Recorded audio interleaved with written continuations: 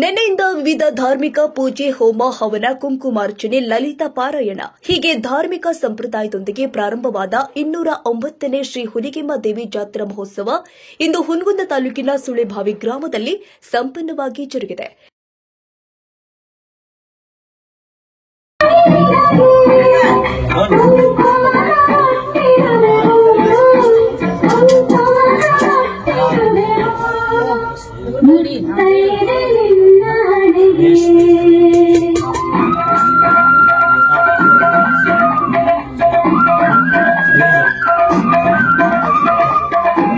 ಈ ಸುಳೆಭಾವಿ ಗ್ರಾಮ ಉಗಮವಾದ ನಂತರ ಗ್ರಾಮದಲ್ಲಿ ಇದು ಮೊಟ್ಟ ಮೊದಲ ಜಾತ್ರೆ.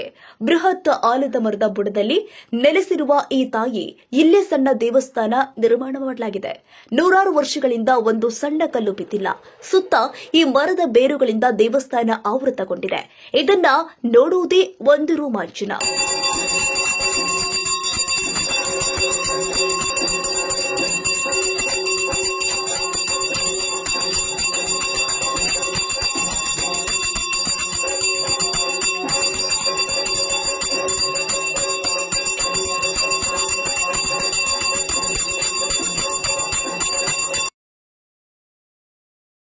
ಈ ಜಾತ್ರೆ ವಿಶೇಷ ಏನಪ್ಪಾ ಅಂದ್ರೆ ಅನ್ನದ ನೈವೇದ್ಯ ಪಾಯಸವನ್ನ ಕುದಿಯುವ ಮಣ್ಣಿನ ಗಡಿಗೆಯಲ್ಲಿ ಕೈ ಹಾಕಿ ಅನ್ನವನ್ನ ತೆಗೆದು ನೈವೇದ್ಯ ಮಾಡಿ ಅಗ್ನಿ ಹಾಯುತ್ತಾರೆ. ಈ ಸಂದರ್ಭದಲ್ಲಿ ವಿವಿಧ ಡೊಳ್ಳು ಕುಣಿತಗಳಿಂದ ಭಂಡಾರತುರಿ ಉತ್ಸವ ನಡೆಸುತ್ತಾರೆ. ಈ ದೇವಸ್ಥಾನದ ಅರ್ಚಕರು ಆದ ಮಂಜುನಾಥ್ ಮುಂಡಾಸ್ ಅವರು ಕಳೆದ 4 ವರ್ಷಗಳಿಂದ ಇಲ್ಲಿ ಬಹಳ ವಿಶೇಷವಾಗಿ ಸೇವೆ ಮಾಡುತ್ತಿದ್ದಾರೆ. 2 ದಿನಗಳಿಂದ ಬಹಳ ವಿಶೇಷ ಪೂಜೆ, ಮಹಾಮಂಗಳಾರತಿ ಮಾಡಿ ಅಮ್ಮನವರಿಗೆ ವಿಶೇಷ ಅಲಂಕಾರ ಮಾಡಿ ಬಂದಂತಹ ಭಕ್ತರಿಗೆ ಆಶೀರ್ವದಿಸಿ ಶುಭ ಕೋರಿದ್ದಾರೆ.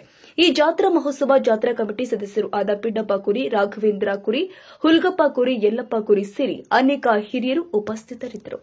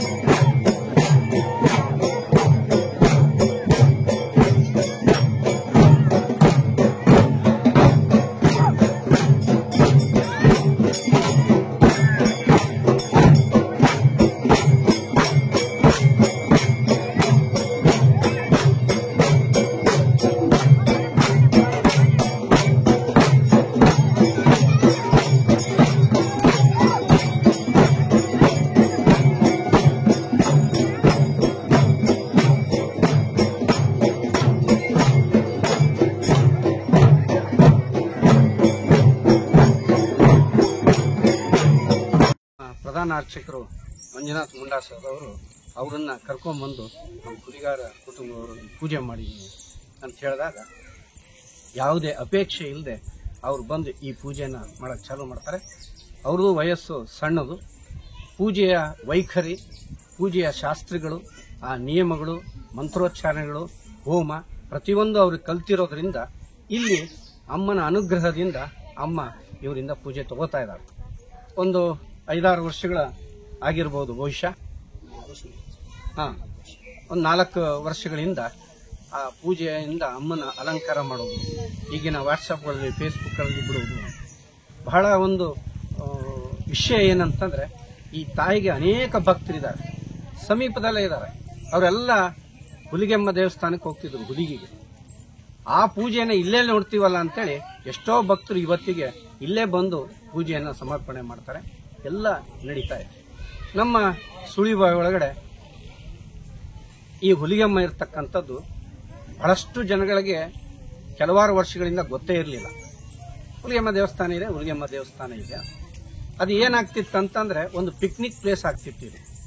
ಆಗಿನ ಎಲ್ಲ ಜನಗಳಿಗೆ ಏನಂದ್ರೆ ಬುತ್ತಿ ಕಟ್ಕೊಂಡ್ಬಂದು ಇಲ್ಲಿ ಊಟ ಗೀಟ ಮಾಡೋದು, ಕೂತ್ಕೊಳ್ಳೋದು, ಗಿಡದ ನೆರಳಿದೆ ಅಂತ. ಆದರೆ ದೇವರಿಗೆ ಸಮರ್ಪಕವಾಗಿ ಪೂಜೆ ಪುನಸ್ಕಾರ ಆಗ್ಲಾರ್ದ್ರಿಂದ ಅದು ಹಾಗೆ ದೇವಸ್ಥಾನ ಅಂತ ಅಷ್ಟೇ ಅನ್ಸ್ಕೊಂಡಿತ್ತು. ಈಗೇನು ನಿತ್ಯ ಪೂಜೆಗಳು, ಅಭಿಷೇಕಗಳು, ಈ ತರ ಜಾತ್ರೆ, ರಥೋತ್ಸವಗಳು ಏನಾಗ್ತಾ ಇದೆ, ಇದರಿಂದ ಮತ್ತಷ್ಟು ಇಲ್ಲಿ ಚೈತನ್ಯ ಬಂದಿದೆ. ಇದು ಕೇವಲ ಕುರಿಗಾರರಿಗೆ ಮಾತ್ರ ಸಂಬಂಧಪಟ್ಟಿದೆ, ಆ ವಂಶಸ್ಥರಿಗಷ್ಟೇ ಸಂಬಂಧಪಟ್ಟಿದೆ ಅನ್ನೋದು ಬೇಡ, ಸರ್ವ ಜನರದು ಆಗಲಿ ಅಂತೇಳಿದೆ. ಆ ಕುರಿಗಾರ ವಂಶದ ಇವರು ಹುಲಿಗೆಪ್ಪ ಕುರಿಯವರು, ಸಿದ್ದಪ್ಪ ಕುರಿಯವರು ಇವರೆಲ್ಲ ಒಮ್ಮತದಿಂದ ಬಂದು ಆ ಅರ್ಚಕರಿಗೂ ಆ ಮಾತನ್ನು ಹೇಳೋದ್ರ ಮೂಲಕ ಇದು ಎಲ್ಲರ ಅಮ್ಮ ಆಗಿದ್ದಾರೆ ಹುಲಿಗೆಮ್ಮ ಇವತ್ತಿನ ದಿನಮಾನದಲ್ಲಿ. ಆದರೆ ಏನಾಗಿದೆ ಅಂತಂದ್ರೆ ಈ ದೇವಸ್ಥಾನ ಏನಿದೆ ಪ್ರಾಕೃತಿಕ ಮಡಿಲಿನಲ್ಲಿದೆ. ತಾಯಿ ಬೃಹದಾಕಾರವಾಗಿರತಕ್ಕಂಥ ಈ ಅರಳಿ ವೃಕ್ಷದ ಒಳಗಿದ್ದಾರೆ. ನಾವು ಏನಿದೆ ಭಕ್ತಾದಿಗಳು ಅಲ್ಲಿಯ ಶುಚಿತ್ವವನ್ನು ಕಾಯ್ಕೋಬೇಕು. ಶುಚಿತ್ವ ಅಂದ್ರೆ ಏನು? ಈಗ ತಾಯಿ ಇಲ್ಲಿ ಇರ್ತಕ್ಕಂಥ ಹುಲಿಗೆಮ್ಮ ದೇವಿ ಬರೀ ಮುಖ ಮಾತ್ರ ಇಲ್ಲಿದೆ, ವಕ್ಷಸ್ಥಳವಾಗಲಿ ಪಾದಗಳಾಗಲಿ ಇಲ್ಲಿಲ್ಲ. ಅಮ್ಮನ ಪಾದ ಇರೋದು ನಮ್ಮ ಗರುಡಗಂಬದ ಹತ್ರ ಅಮ್ಮನ ಪಾದ ಇದೆ. ನಾವು ಭಕ್ತಾದಿಗಳು ಏನು ಒಳಗಡೆ ಹೋಗ್ತೀವಿ, ಮಂಡಿ ಊರಿ ನಮಸ್ಕಾರ ಮಾಡೋದಾಗ್ಲಿ, ಸಾಷ್ಟಾಂಗ ನಮಸ್ಕಾರ ಮಾಡೋದಾಗ್ಲಿ ನಾವು ಮಾಡಿದ್ವಿ ಅಂದ್ರೆ ಅದು ನಮ್ಮ ಪಾದ ಧೂಳಿ ಅಮ್ಮನ ಮುಖಕ್ಕೆ ಮುಟ್ತದೆ. ಇಂಥ ಒಂದು ಬಹಳ ಸೂಕ್ಷ್ಮವಾಗಿರ್ತಕ್ಕಂಥ ಈ ಗರ್ಭಗುಡಿಯ ಒಂದು ಶ್ರೇಷ್ಠತೆಯನ್ನ ಇಲ್ಲಿ ಆಡಳಿತ ಮಂಡಳಿ ಏನಿದೆ, ಈ ದೇವಸ್ಥಾನದ ಸಮಿತಿಯವರು ಏನಿದ್ದಾರೆ, ಅಧ್ಯಕ್ಷರು, ಪದಾಧಿಕಾರಿಗಳು ಒಂದು ಶಿಸ್ತನ್ನ ಮತ್ತು ಅಲ್ಲಿ ಸ್ವಚ್ಛತೆಯನ್ನ ಮತ್ತೆ ಅಲ್ಲಿ ಜಾಗೃತ ಅವಸ್ಥೆಯನ್ನ ಕಾಯ್ಕೋಬೇಕಂತ ಈ ಮೂಲಕ ಕೇಳ್ಕೊಳ್ತೇನೆ. ಅದೇ ರೀತಿ ಪ್ರಧಾನ ಅರ್ಚಕರಿಗೆ